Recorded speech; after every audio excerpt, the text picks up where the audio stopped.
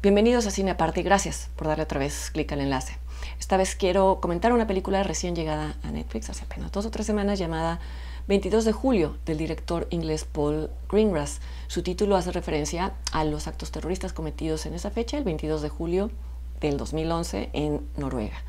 Sobra decir que todo acto terrorista es reprobable y es espeluznante, pero este además tuvo el agravante de que quien lo cometió fue un hombre llamado Anders Breivik que se hizo pasar por policía para ser transportado a una isla en la que se encontraba un grupo de jóvenes en un campamento de verano organizado por el primer ministro de Noruega, el primer ministro en ese entonces. Estando ahí, Breivik abrió fuego y asesinó a decenas de muchachos. Un poquito antes había colocado una bomba fuera de las oficinas del primer ministro, causando la muerte de 8 personas y causando las condiciones caóticas necesarias para después hacerse pasar por policía. Greengrass hace la recreación de este hecho basado en el libro Uno de nosotros, de la periodista noruega Asne Sirstad, en un libro, por cierto, bastante elogiado, incluso premiado. Sin embargo, la adaptación cinematográfica tiene atributos que hacen que valga la pena comentarse como una obra, como un producto aparte. Uno de ellos, el primero de ellos, es la dirección de Paul Greengrass, un director que ha dedicado por lo menos 3 películas a hablar de hechos terroristas. Una de ellas fue Captain Phillips, en la que describía el secuestro de un barco de carga estadounidense por parte de piratas somalíes. Otra de ellos fue United 93, en alusión al vuelo de esa aerolínea, que fue también secuestrado y fue derribado en su camino hacia el Capitolio el día de los ataques a las Torres Gemelas, y por supuesto la película 22 de julio. El estilo casi documental de Greengrass sitúa al espectador dentro, muy cerca de la acción, y dada la naturaleza de las acciones que se representan aquí, pues esta experiencia es enervante, por decir lo menos. Y esto ha llevado a muchos críticos, a muchos espectadores, a preguntarse si esta estimulación sensorial de las películas de Paul Greengrass alrededor de hechos relacionados con terrorismo es una banalización de la tragedia y la convierte en espectáculo, o si por el contrario es un antídoto necesario a la distancia con la que observamos estos hechos en su cobertura mediática. Por más que los noticieros muestren imágenes duras o que nosotros comprendamos la dimensión de la tragedia, el formato televisivo suele homogeneizar todos los contenidos y al día siguiente cualquier cosa toma el lugar de lo que había sucedido el día anterior. Y este mismo debate ahora rodea a la película 22 de julio de Greengrass. Hay quien se pregunta ¿para qué era necesario volver a recrear los hechos violentos de Noruega? Yo confieso que cuando vi la película en el pasado Festival de Toronto me gustó, es decir, no me pareció que hubiera una explotación gratuita de esta violencia. Después leí los cuestionamientos que me parecen perfectamente legítimos y quise volver a verla ahora poniendo especial atención en este hecho, en observar si la película aportaba una reflexión o si simplemente era una maquinaria muy bien aceitada para generar emociones. Y debo decir que me volvió a parecer una película relevante, una película que no muestra la violencia como ocurrida en un vacío, sino con un origen muy concreto, y muestra además sus consecuencias.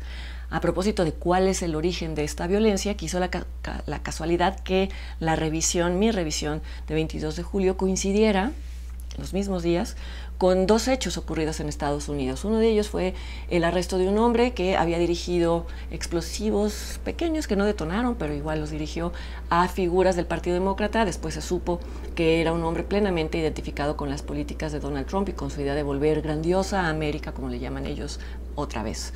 El otro incidente ocurrido al siguiente día, los 2 siguientes días, fue el tiroteo y el asesinato de 11 personas en una sinagoga de Pittsburgh. Y digo que fue una casualidad tristemente oportuna que esto ocurriera en los días en que volví a ver 22 de julio, porque el terrorista noruego Anders Breivik, al centro de la masacre de Noruega, cometió todo lo que cometió desde un discurso xenófobo, desde un discurso de odio, en rechazo al multiculturalismo que en ese entonces promovía el primer ministro de Noruega. Y de alguna manera es un discurso de odio que se parece mucho a lo que alimentó o lo que llevó a estos otros hombres recientes de los hechos que ya mencioné a también intentar dañar gente y en el segundo caso lograr asesinar gente.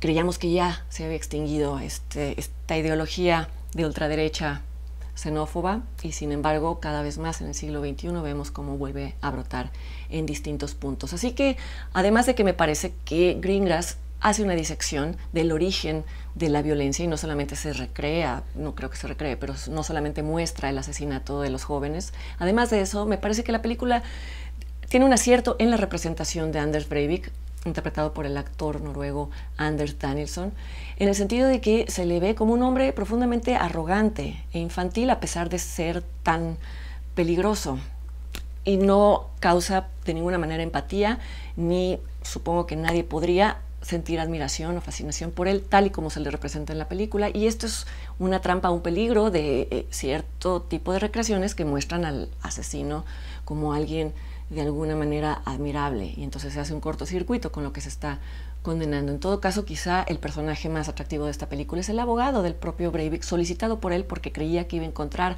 un aliado en este abogado, y sin embargo desde las primeras escenas se le muestra muy incómodo con el conflicto entre tener que defender por su profesión a una persona y sin embargo sentirse en total oposición con sus principios. A mí me parece pertinente el retrato de hombres como Breivik, porque como él mismo lo dice, hay muchos como él y lo seguirá habiendo. Y si existen es muchas veces porque no los vemos, y si no los vemos es porque nos negamos a hacerlo. No hay que caer en ese punto ciego. 22 de julio está en Netflix y yo los veo la siguiente semana muy probablemente en un espacio nuevo pero familiar, que es el departamento al que finalmente voy a regresar después de haberlo dejado después del sismo del año pasado, después de un año y un mes de grabar cápsulas en esta pequeña salita improvisada. Me despido de ella y les agradezco mucho haber sido parte de este ciclo. Los invito a inaugurar el nuevo ciclo del que seguramente ustedes van a ser una parte importante. Nos vemos entonces dentro de una semana allá. Hasta entonces.